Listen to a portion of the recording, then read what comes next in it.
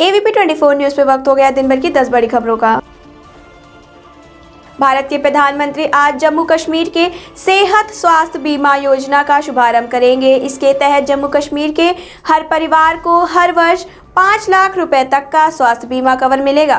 प्रदेश में 1.30 नागरिकों को स्वास्थ्य बीमा योजना का लाभ मिलेगा। भारत में ये अपनी तरह की पहली योजना है। प्रधानमंत्री द्वारा शिलान्यास के दौरान LG मनोज सिंह भी मौजूद रहे। प्रधानमंत्री ने वीडियो कॉन्फ्रेंसिंग के माध्यम से शिलान्यास करने के बाद वहां मौजूद लोगों को संबोधित किया। ये कार्यक्रम जम्मू कन्वेंशन सेंटर में आयोजित किया गया। कार्यक्रम में LG के सलाहकारों के साथ साथ मुख्य सचिव BVR सुब्रमण्यम, सांसद जुगल किशोर शर्मा के साथ साथ प्रशासनिक सचिव व अन्य अधिकारी भी मौजूद रहे। प्रधानमंत्री जन आरोग्य योजना के तहत जम्मू कश्मीर के 1.30 नागरिकों को इस सुविधा का लाभ पहुंचाएंगे। इस दौरान योजना के तहत पंजीकरण करवा चुके लाभार्थियों को गोल्ड कार्ड वितरित करने का काम भी किया गया। केंद्रीय गृह मंत्री असम में होने वाले विधानसभा चुनाव के मद्देनजर पूर्वोत्तर दौरे पर गए हुए हैं। विधानसभा चुनाव के मद्देनजर केंद्रीय गृह मंत्री का यह दौरा काफी अहम माना जा रहा है। असम के साथ साथ गृह मंत्री मणिपुर का दौरा भी करेंगे। इस दौरान गृह मंत्री कई कार्यक्रमों में भी शामिल होंगे और गुवाहाटी के इनफॉल में गृह मंत्री के रहने की व्यवस्था कराई गई है।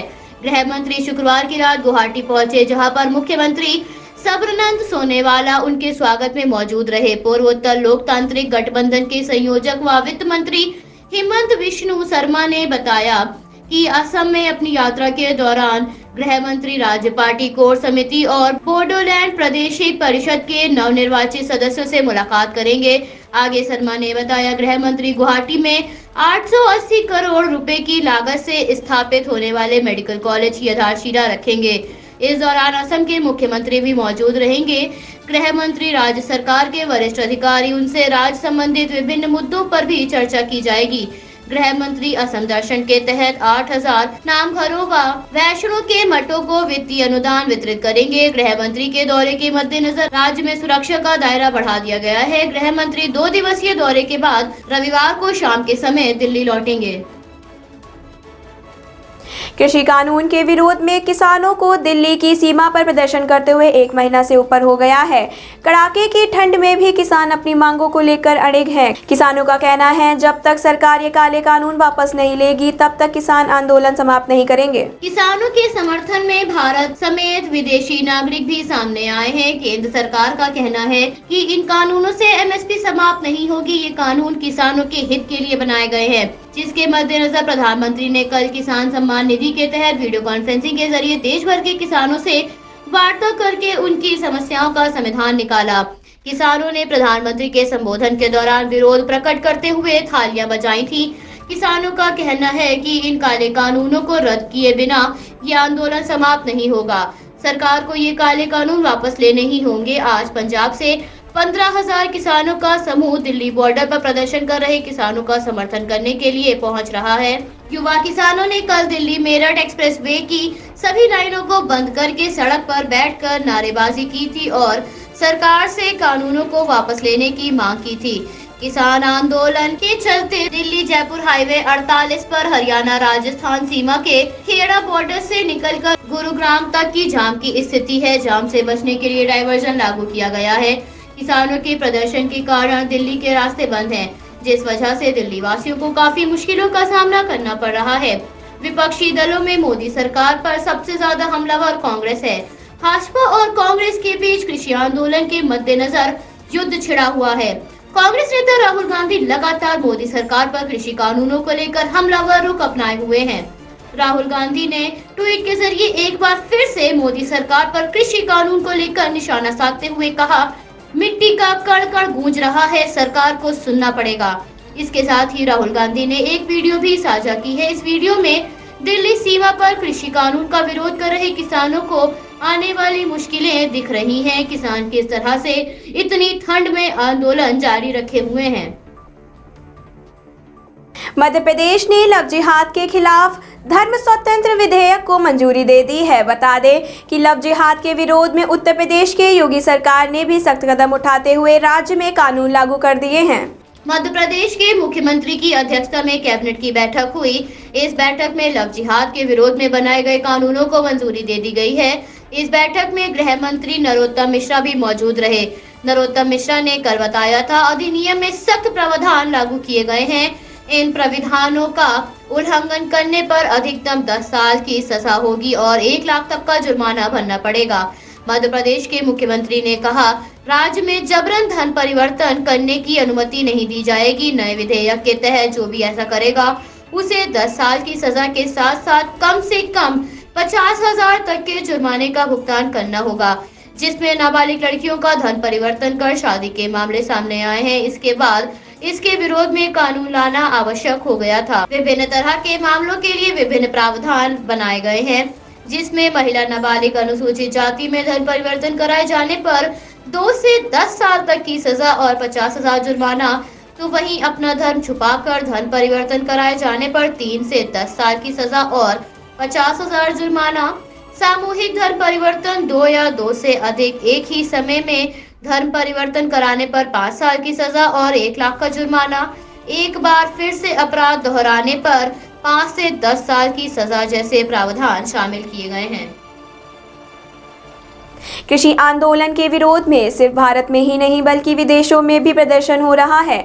विदेशी नेता भी किसानों के समर्थन में खुलकर सामने आए हैं। तो वहीं अमेरिका के 7 सांसदों ने अमेरिकी विदेश मंत्री माइक पोम्पियो को आंदोलन के मद्देनजर चिट्ठी लिखी थी। ऐसे में भारत के विदेश मंत्रालय ने कनाडा, अमेरिका और यूरोपीय यूनियन से जुड़े अपने मिशनों को इन देशों में चल रहे आंदोलन के विरोध में प्रदर्शन की पुख्ता जानकारी साझा करने के दिशा निर्देश दिए हैं। कनाडा के पीएम ने आंदोलन के संदर्भ में टिप्पणी की थी, जिसके जवाब में भारत ने उन्हें भारत के आंतरिक मामलों में हस्तक्षेप न करने की नसीहत दी थी। ऐसे में विदेश मंत्रालय ने इन देशों में आंदोलन की प्रक्रिया पर सही तस्वीर पेश करने के आदेश मिशनों को दिए हैं। कोरोना वायरस के म्यूटेंट पर इसके निदेशक और कोविड प्रबंधन पर बनी राष्ट्रीय टास्क फोर्स के सदस्य डॉक्टर रणदीप गुलेरिया ने कहा, म्यूटेशन के लक्षण और इलाज की रणनीति में कोई बदलाव नहीं आया है। जो वैक्सीन आपातकालीन इस्तेमाल के लिए लागू की जा रही हैं, वो इस नए वायरस पर भी प्रभावशाली होंगी। अगले 6 से 8 हफ्ते वायरस से लड़ने के लिए काफी महत्वपूर्ण है, क्योंकि इस समय भारत में संक्रमण के मामलों में कमी आ रही है। तो वहीं महामारी से मरने वालों की संख्या में भी गिरावट देखी गई है। ये नया वायरस भले ही ज्यादा खतरनाक हो, लेकिन इसके लिए अस्पताल में ज्यादा संख्या में भर्तियों की जरूरत नहीं है और न ही इस नए वायरस से ज्यादा मरीजों की मौत हुई है। पिछले 10 महीनों में म्यूटेशन हो चुके हैं, अब ये समान सा हो गया है। अगर जरूरत पड़ेगी तो टीका बनाने वाली कंपनियां इस नए वायरस के लिए भी टीका बनाने के लिए तत्पर हैं। मौजूदा समय में वायरस में कोई बड़ा बदलाव होने के आसार नहीं दिख रहे हैं, इसलिए वैक्सीन में भी बदलाव करने की कोई आवश्यकता नहीं है। अगले वर्ष के मध्य तक भारत में 6 से 7 वैक्सीन बाजार में उपलब्ध हो जाएंगी और फ्रंट लाइन वर्कर्स के लिए ये वैक्सीन मुफ्त में उपलब्ध होंगी। इसका खर्चा सरकार उठाएगी। भारत तिब्बत सीमा पुलिस ने कहा, अरुणाचल प्रदेश के संवेदनशील तवांग सेक्टर क्षेत्र में सैनिकों को अलर्ट मोड पर रखा गया है, ताकि वहां से चीन घुसपैठ ना कर सके।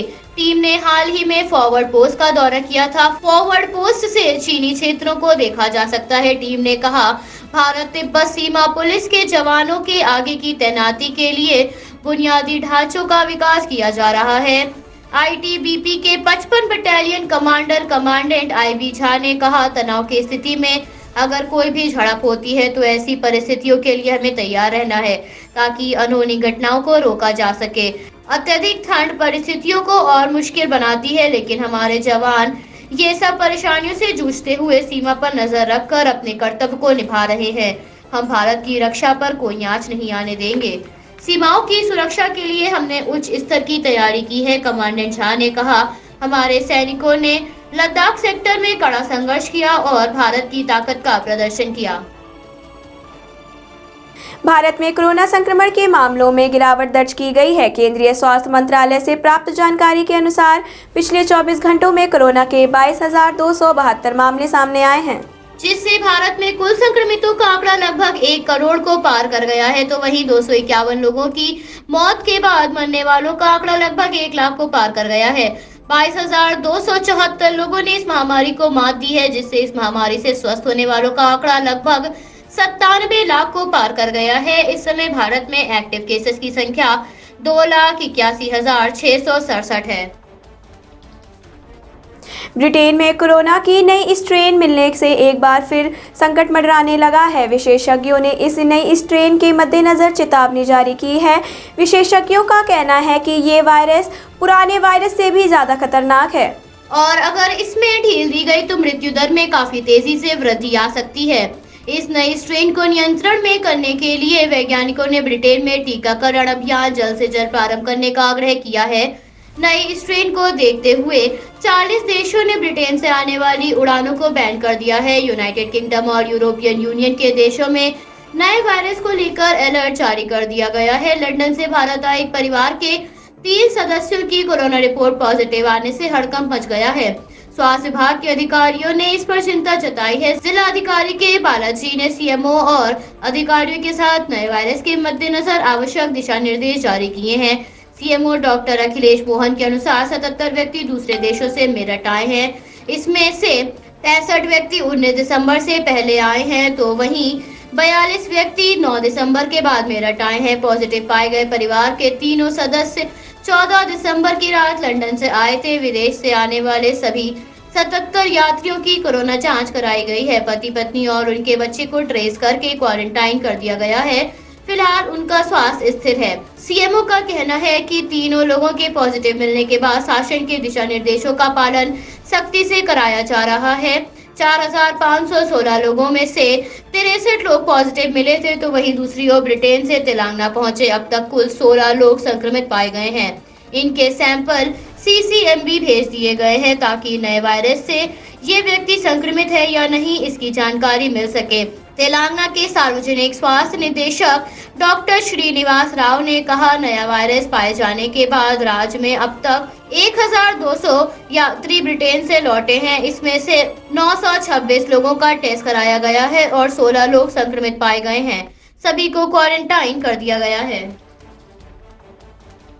अफगानिस्तान में आतंकी हमलों का सिलसिला थमने का नाम नहीं ले रहा है। अफगानिस्तान की राजधानी काबुल में सुबह 2 बम धमाके में 3 लोग घायल हो गए। PD 6 क्षेत्र में पुल-ई-सोख्ता एरिया में ये विस्फोट हुआ। दूसरा धमाका PD 3 क्षेत्र में स्थित देहबोरी एरिया में हुआ। हमले में किसी के हताहत होने की कोई सूचना नहीं है। फिलहाल दोनों हमलों की जिम्मेदारी किसी आतंकी संगठन ने नहीं ली है। इससे पहले 22 दिसंबर को भी काबुल में विस्फोट हुआ था, जिसमें 5 लोगों की मृत्यु हुई थी और 2 लोग घायल हुए थे। पुलिस प्रवक्ता फरदौस फरामास ने बताया, हमलावरों ने कार को निशाना बनाया था। इससे पहले 20 दिसंबर को काबुल में बड़े धमाके में 9 लोग मारे गए थे और 20 लोग घायल हो गए थे। Bureau report ABP 24 news Lucknow. Subscribe कीजिए हमारे न्यूज चैनल को और बेल आइकन को प्रेस करना ना भूलें ताकि हमारे नए वीडियोस का नोटिफिकेशन आपको मिलता रहे।